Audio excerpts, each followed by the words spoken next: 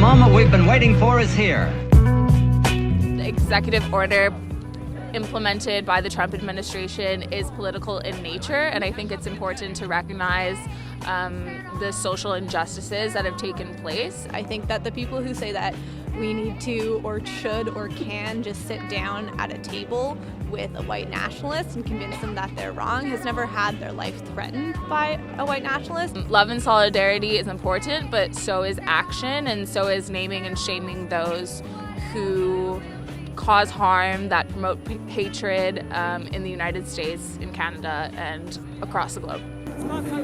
Hey.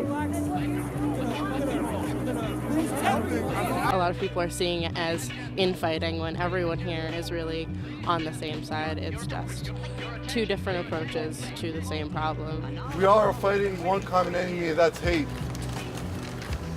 We need to band together.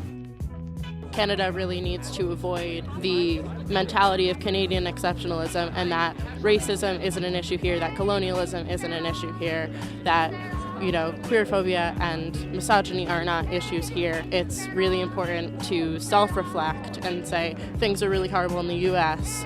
What's going on here that is also going on in the US, and how can we address that? We have to take the ownership as Canadians because our democracy is a participatory democracy.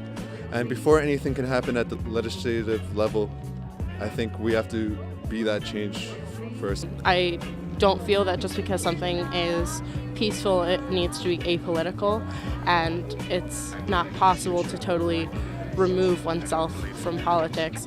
Some people call it social experiments, but I call it a declaration of humanity.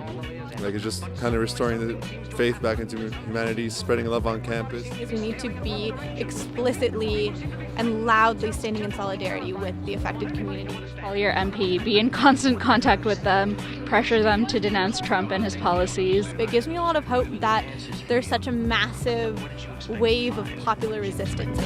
It's your responsibility to do something about it. Well, I have the key in my hand.